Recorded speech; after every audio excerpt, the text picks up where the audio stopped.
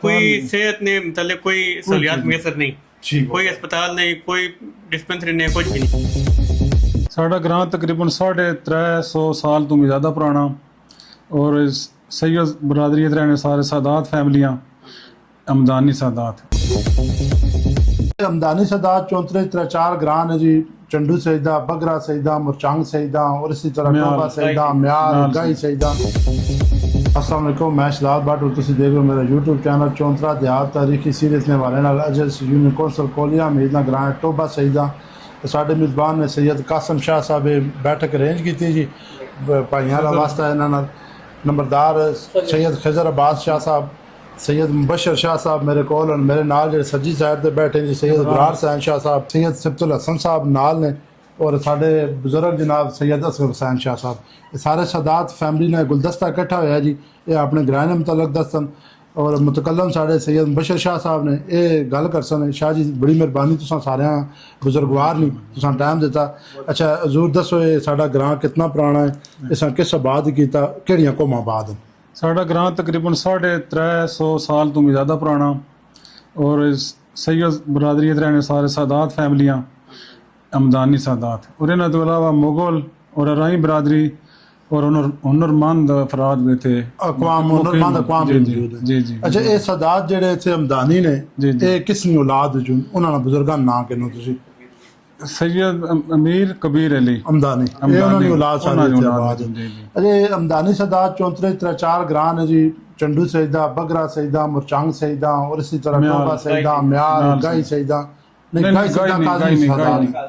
ये सारे इन्होंने जनाब कुरड़ तू तकरीबन उठ के आए ने। कुरड़ हमदानी सादात बुजुर्ग ने, ठीक है जी। अच्छा शाह जी इसका मल्ले वकू और जरिया आमदन लोगों ने की है। मल्ले वकू जीपीओ सदर से कितने किलोमीटर है? तकरीबन 52 किलोमीटर। और ये चक्री ग्रां ने विचू निकल के रोड आना है जी। टोबा सईदा और गीला खुर 2 ग्रां जुड़े ने तकरीबन। अच्छा चक्री इंटरचेंज तू चक्री इंटरचेंज तो तकरीबन 7 किलोमीटर। ठीक हो गया। जरिया आमदन लोगों ने जरिया आमदन खेती बाड़ी और मुलाजमत है। ठीक हो। अच्छा ये वो ग्रां है जी जरा मेरे अंदाजे के मुताबिक जिसने यूसी की वंड बहुत गलत हुई है यूनियन कौंसल कोलिया मीद च और ये चक्री नाल बिल्कुल जुड़ गया। चक्री ग्रां नाल जुड़िया लेकिन यूनियन कौंसल कोलिया मीद और इतों अगर बाय रोड कोलिया मीद जावन इना कम अज कम 7-8 किलोमीटर है। 8 किलोमीटर फालतू पै जाना। इससे बेहतर है कि तुसी यूसी चक्री बिल्कुल जुड़े ने और चक्री ग्रां विचों गुजर के आने। अच्छा शाह जी इत्थे तालीमी सहूलतां जड़ियां कितने ग्रेड तक स्कूल है और कितने स्कूल है? तकरीबन एक स्कूल है, primary school, primary model school. बच्चे इकट्ठे पढ़ने वो भी प्राइवेट हो चुका है इस वक्त। ठीक है गवर्नमेंट दे देता गया मिडिल स्कूल मिडिल लेकिन क्लास उस बच्चा फिर दर्जा देता गया लेकिन उस वजह पे ना कोई सहूलियात मैसर नहीं और प्राइमरी तक अस्पताल में कोई किताबें मिली। 6ठी क्लास कोई किताब हाल तक भी उन्होंने ना टीचर और कोई पढ़ाई सिलसिला नहीं शुरू है हाल तक। और अस्पताल और साढ़े ग्रां कोई सेहत ने मतलब कोई सहूलियात मैसर नहीं, कोई अस्पताल नहीं, कोई डिस्पेंसरी नहीं, कुछ भी नहीं। और अगर जाना पवे 8 से 10 किलोमीटर दूर है कोलिया में एक सरकारी अस्पताल है, उसे भी कोई खास फैसिलिटी मौजूद नहीं है।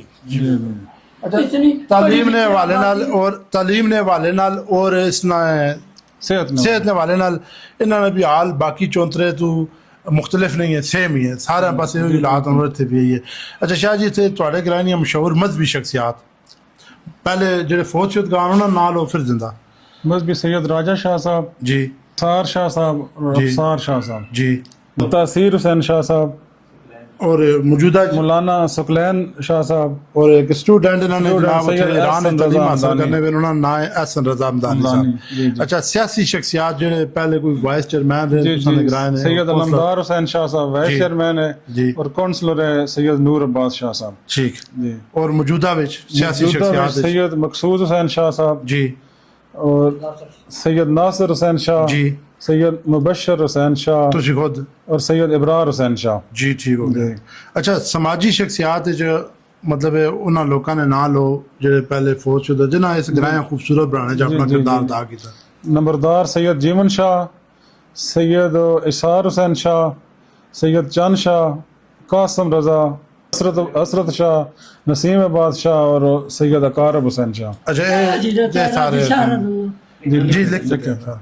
अच्छा शाह जी चैनल ने वाले ने सियार ग्राम इनके एक वीडियो बनाने इसी तरह सारे जी, ने इससे मतलब कोई अल्फाज माशाल्लाह बड़ा चैनल बहुत अच्छी वर्क कर रहे हैं अल्लाह पाक से फिर कमी मजीद तरक्की अता करे तो इस जरिए जो है ना लोगों तक इंफॉर्मेशन पहुंचनी बहुत ज़्यादा जी तो इसने थोड़ा एक अच्छा कदम है तो अल्लाह पाक फिर और तरक्की अता करे ਤੁਸੀਂ ਕੋਈ ਦੱਸੋ ਜੀ ਕੋਈ ਮਸਾਇਲ ਜਿਹੜਾ ਨੇ ਆਖਰੀ ਗੱਲ ਜਿਹੜੀ ਤੁਸੀਂ ਕਰਨਾ ਚਾਹੁੰਦੇ ਹੋ ਜੀ ਮਸਲੇ ਮਸਾਇਲ ਦੇ ਹਵਾਲੇ ਨਾਲ ਬਿਲਕੁਲ ਡਿਸਕਸ ਕਰ ਸਕਦੇ ਲੇਕਿਨ ਉਸ ਤੋਂ ਪਹਿਲੇ ਤੁਹਾਡੀ ਜਿਹੜੀ ਕਾਵਿਸ਼ ਹੈ ਉਹ ਯਕੀਨਨ ਬਹੁਤ ਅੱਛੀ ਹੈ ਤੁਸੀਂ ਇਸ ਇਲਾਕੇ ਦੇ ਮਸਾਇਲ ਉਜਾਗਰ ਕਰਨੇ ਪਿਓ ਗਰਾਇਨੀ ਜਿਹੜੀ ਹੈ ਤੁਸੀਂ ਤਾਰੀਖ ਹੈ ਉਸ ਦੇ ਬਾਰੇ ਤੁਸੀਂ ਲੋਕਾਂ ਨੂੰ ਦੱਸਣੇ ਪਿਓ ਯਕੀਨਨ ਜਿਸ ਟਾਈਮ ਅਸੀਂ ਸਾਡੀ ਵੀਡੀਓ ਅਪਲੋਡ ਹੋਸੀ ਸਾਡੇ ਚੈਨਲ ਤੇ ਜਿਸ ਨੂੰ ਅਪਲੋਡ ਹੋਸੀ ਤੇ ਉਹ ਵੀਡੀਓ ਅਸੀਂ ਤੱਕਸਾਂ ਬਾਕੀ ਜਿਹੜੇ ਹੋਰ ਗਰਾਵਾਂ ਦੀ ਵੀਡੀਓਜ਼ ਯਕੀਨ ਉਹ ਵੀ ਤੱਕਸਾਂ ਜਿਸ ਤਰ੍ਹਾਂ ਬਗਰਾ ਸਾਦਾਤ ਜਿਹੜਾ ਉਹ ਸਾਡਾ ਸਿਸਟਰ ਵਿਲੇਜ ਹੈ ਉਸ ਤੇ ਸਾਡਾ ਬਹੁਤ ਸਾਰੇ ਫੈਮਿਲੀ ਟਰਮਸ ਹਨ ਬਰਾਦਰੀ ਹੈ ਨਾਨੀ ਹਿਸਟਰੀ ਬਾਰੇ ਅਸੀਂ ਤੱਕਸਾਂ ਹੋਰ ਵੀ ਚੌਂਦਰੇ ਨੇ ਵਾਲੇ ਅਸੀਂ ਚੀਜ਼ਾਂ ਤੱਕਸਾਂ ਬਹੁਤ ਸਾਰੀਆਂ ਤੇ ਇਹ ਚੀਜ਼ਾਂ ਜਿਹੜੀਆਂ ਨੇ ਇਸ ਚੈਨਲ ਨਾਲ ਲਗਾਈ ਸਾਡੇ ਤੋਂ ਬਾਅਦ ਆਉਣ ਵਾਲੇ ਲੋਕਾਂ ਨੂੰ ਸਾਡੇ ਆਲ ਔਲਾਦ ਜਿਹੜੀ ਇਸ ਟਾਈਮ